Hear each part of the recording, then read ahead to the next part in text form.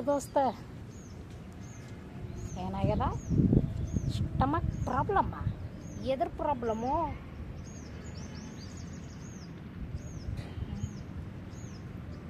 Admit ಐತಿ. ಹಿಂಗಾಗಿ ನಾವು ಬರ್ತಿದ್ದಿಲ್ಲ, ಡಾಕ್ಟರ್ನಿಗೆ ತೋರಿಸು. ಹಾಂ, ಹೌದಾ?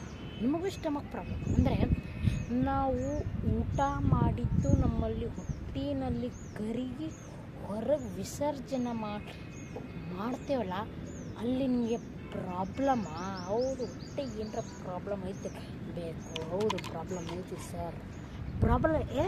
ಪ್ರಾಬ್ಲಮ್ ನಿಮಗೆ ನಾನು ಸಾಲ್ವ್ ಮಾಡ್ತೀನಿ. ಏನಪ್ಪ ಅಂತ ಕೇಳಿದ್ರೆ, ನೀವು ಲೈಕ್ ಮತ್ತು ಸಬ್ಸ್ಕ್ರೈಬ್ ಮಾಡೇ ನಾ ಹೇಳ್ತೀನಿ ಕೇಳಿ. ದಿನಾಲೂ ನೀವು ನುಗ್ಗಿಕಾಯಿ ಪಲ್ಯ ಉಂಡ್ರೆ ನಿಮ್ಮ ಸ್ಟಮಕ್ ಬ್ಯಾನಿ ಆ್ಯಸಿಡ್, ನಿಮ್ಮ ಹೊಟ್ಟೆಯಲ್ಲಿ ಆ್ಯಸಿಡ್ ಇರ್ತಲ್ಲ, ಆ್ಯಸಿಡ್ ಮತ್ತು ತಾಕತ್ ಆಗ್ತದೆ.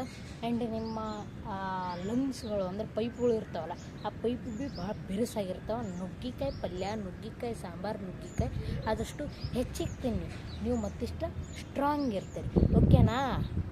ಓ, 1 ಮಿನಿಟ್, ನಮ್ಮ ಮಮ್ಮಿ ಫೋನ್ ಹಚ್ಚಾರ. ಹಲೋ, ನುಗ್ಗಿಕಾಯಿ ಪಲ್ಯ? ನಾ ನುಗ್ಗಿಕಾಯಿ ಪಲ್ಯ ಒಲ್ಲ ಅಂತಾರೆ ಒಲ್ಲ. ನಾ ಹೇಳ್ತೀನಿ, ನನಗೆ ಬೇಕು ಟೊಮಟೊ ಪಲ್ಯ. ನಾ ಜಗಳನೇ ಆಡ್ತೀನಿ. ನೀವು ಲೈಕ್ ಆ್ಯಂಡ್ ಸಬ್ಸ್ಕ್ರೈಬ್. ಬಾಯ್. ಜೈ ಹಿಂದ್, ಜೈ ಕರ್ನಾಟಕ.